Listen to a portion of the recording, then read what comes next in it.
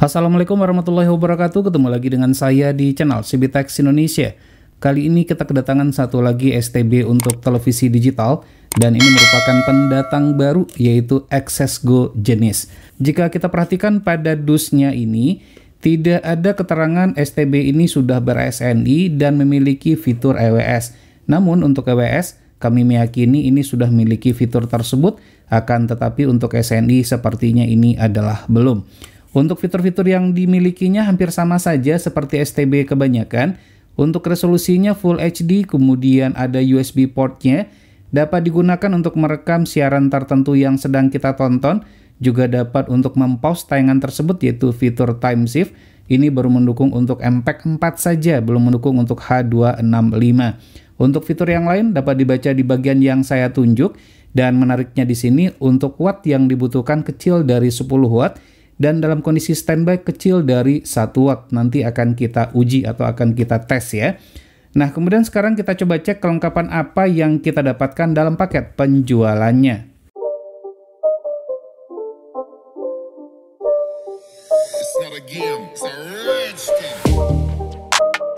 Jadi inilah yang kita dapatkan dalam paket penjualannya.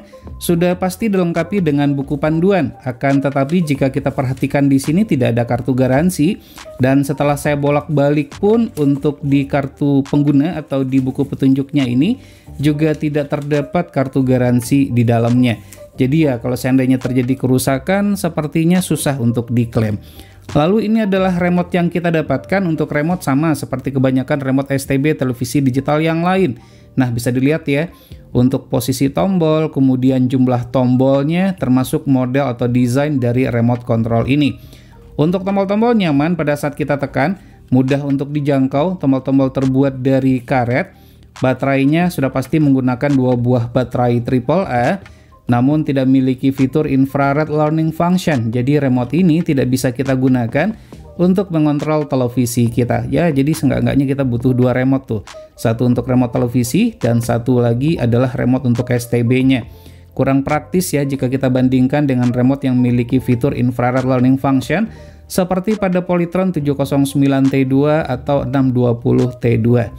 Nah, ini adalah baterai yang kita dapatkan, standar baterainya. Namun saran kita sih ada baiknya ini tidak usah digunakan, diganti saja dengan baterai yang berkualitas baik. Khawatir bocor saja sehingga remote-nya menjadi rusak.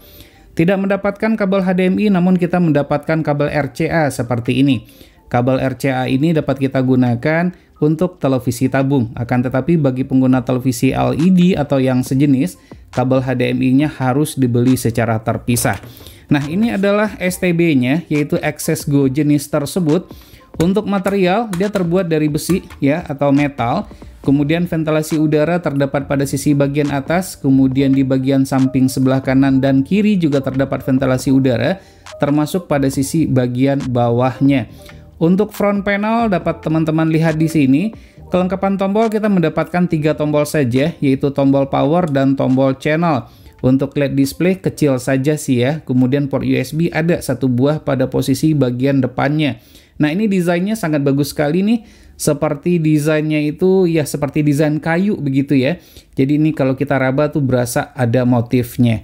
Ada tulisan jenis juga di bagian sebelah kanan.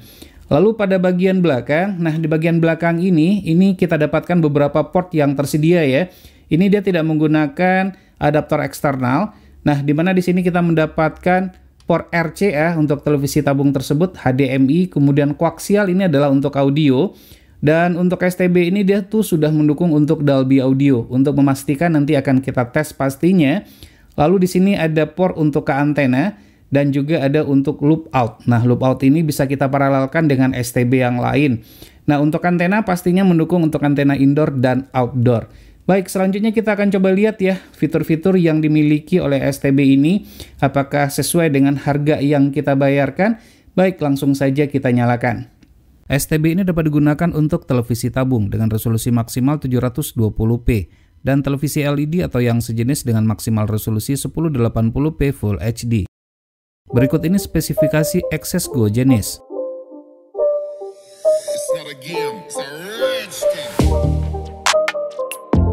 Access Go jenis memiliki 1 port USB saja Namun beruntungnya STB ini mendukung penggunaan USB hub. Port USB ini dapat digunakan untuk memasang Wi-Fi dongle dan media penyimpanan seperti flash disk ataupun hard disk.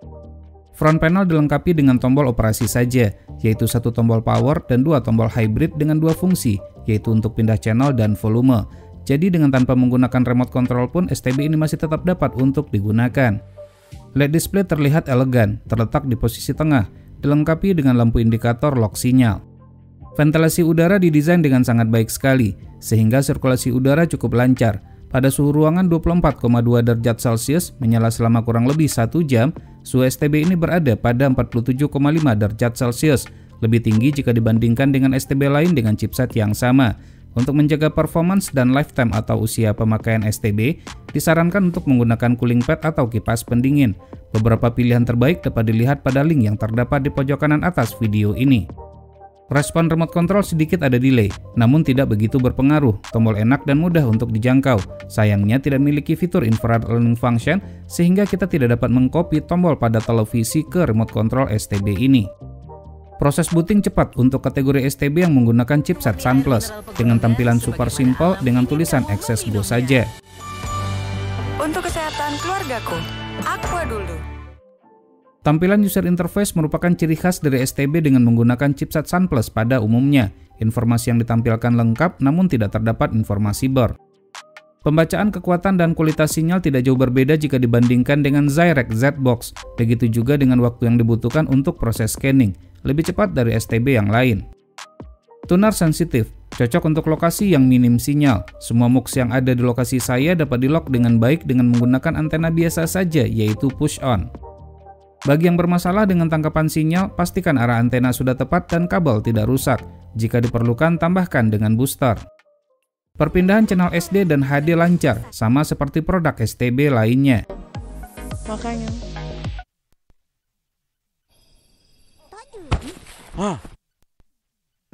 Keratin itu dia untuk rambut yang memang benar-benar yang tidak mempertimbangkan para saksi yang sudah dihadirkan. Untuk channel tertentu dengan alasan keamanan jika diinginkan maka dapat untuk di-lock, sehingga untuk menontonnya harus masukkan kata kunci sesuai yang sudah kita tentukan. Persatuan Indonesia, Partai Perindo, Peduli Pendidikan Bangsa. Tidak itu saja, channel juga dapat diurutkan dan di-rename atau diganti namanya sesuai keinginan pengguna. Jika tersedia EPG mudahkan untuk melihat susunan acara termasuk sinopsis tayangan yang akan ditonton. Dengan menekan tombol hijau pada remote control, tayangan pilihan dapat direkam atau di-set reminder agar dapat berpindah secara otomatis. Dengan fitur record dan time shift, maka kita dapat merekam tayangan tertentu dan mempause tayangan tersebut untuk sementara waktu. Jangan lupa untuk masang flash disk ataupun hard disk terlebih dahulu melalui USB port yang sudah tersedia. Sebelum kita masuk ke tampilan menu, bagi yang sudah pernah menonton video review Goldsat X1 dan Zyrex Z-Box, maka tidak perlu untuk melanjutkan menonton video review ini sampai selesai. Ini dikarenakan tampilan menu dan fitur yang dimiliki oleh ketiga STB ini adalah hampir sama saja, hanya beda di dukungan aplikasi streaming saja. Baik, sekarang kita masuk ke tampilan menu dan akan kita bahas satu persatu untuk fitur-fitur pentingnya saja. Dikarenakan rancu, maka untuk pilihan bahasa OSD kita pilih bahasa Inggris. Pada pilihan installation hampir sama dengan STB yang lain terdapat pilihan LCN yang berfungsi untuk mengurutkan channel secara otomatis sesuai dengan urutan yang telah diberikan pada MUX, namun tidak terdapat pilihan acu. Untuk fitur EWS, walaupun tidak ditulis baik pada box maupun buku petunjuk dengan adanya submenu area code atau kode pos, maka kami meyakini bahwasanya STB ini mendukung fitur EWS tersebut. Jadi jangan lupa untuk masukkan kode pos sesuai dengan lokasi masing-masing. Menu channel berfungsi untuk pengaturan channel dan untuk membuat daftar channel favorit. Agar memudahkan channel favorit tertentu dapat dikelompokkan dengan hanya 4 kelompok saja. Caranya sangat mudah. Pertama, melalui menu channel dan pilih favorit list, atau yang kedua cukup dengan menekan tombol favorit pada remote control. Namun sayang nama kelompok favorit ini tidak dapat untuk diubah. Untuk memilih bahasa OSD dapat masuk ke menu preference. Pastinya terdapat pilihan bahasa Indonesia. Menariknya terdapat fitur hard hearing. Bagi yang bermasalah dengan pendengaran maka dapat mengaktifkan fitur ini. Namun setelah saya amati ternyata tidak ada bedanya sama sekali baik pada posisi off maupun on. Sepertinya fitur ini baru akan aktif jika channel yang sedang ditonton mendukung fitur tersebut. Pada menu setting terdapat banyak pilihan. Jika ingin mengkoneksikan ke jaringan internet maka dapat menggunakan USB Wi-Fi dongle dengan chipset MT7601, tidak mendukung chipset RT. USB Ethernet adapter, dan USB tethering. Jika ingin mengembalikan kesetelan pabrik, maka dapat memilih factory reset atau reset pabrik dengan kata sandi 0 sebanyak 4 kali. Upgrade firmware dibutuhkan agar STB berada dalam performance terbaiknya. Hanya bisa secara manual saja melalui USB upgrade. Silakan colokkan flash disk yang sudah ada file firmware di dalamnya. Hal yang dialami oleh banyak pengguna, ketiduran saat menonton. Dengan mengaktifkan fitur auto standby, maka jika remote tidak digunakan selama waktu yang sudah ditentukan, STB akan berada pada posisi standby secara otomatis. Akan tetapi fitur ini rasanya percuma saja, mengingat daya yang dibutuhkan pada posisi on dan off tidaklah jauh berbeda. Pada menu AV terdapat banyak pilihan, seperti pengaturan audio dan video, dan STB ini juga mendukung Dolby Audio dengan kualitas audio yang sangat bening sekali. Untuk pengaturan silakan set HDMI audio ke HDMI RAW, atau jika menggunakan SPDIF dapat di-set opsi SPDIF ke bitstream.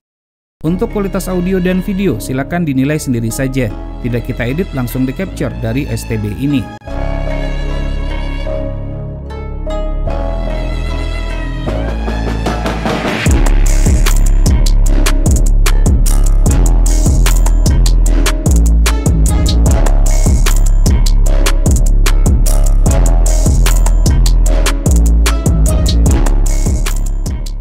Menu Media Center berfungsi untuk pengaturan sebagai media player. Selain terdapat pengaturan untuk PVR config, tersedia IPTV dengan berbagai macam konten yang dapat dipilih. Selain IPTV, untuk streaming STB ini hanya mendukung YouTube saja dengan pilihan resolusi sampai dengan Full HD. Silakan tekan tombol info pada remote control untuk berpindah ke resolusi yang tersedia. Nah, tidak perlu khawatir, opsi search atau pencarian dapat berfungsi dengan baik sehingga dapat digunakan untuk mencari konten sesuai dengan yang ingin kita tonton. Untuk daya listrik maksimal yang dibutuhkan setelah kita ukur dalam keadaan menyala adalah 5,8 watt dan 4,4 watt dalam kondisi standby. Jadi ada baiknya jika tidak digunakan, colokan listrik STB ini dicabut saja. Sekarang kita masuk kepada kesimpulan. Access Go Genius mendukung USB Hub, memiliki tuner sensitif dan mendukung Dolby Audio. Selain sebagai STB TV digital, STB ini juga dapat digunakan sebagai media player dan perangkat streaming seperti memutar YouTube termasuk IPTV player. Tidak terdapat fitur micast atau yang sejenis, namun sedikit terobati dengan kualitas gambar yang cukup baik dengan audio yang tidak over volume. Access Go Genius ini cocok bagi yang mencari STB mudah dalam penggunaan dan dapat terkoneksi ke jaringan internet.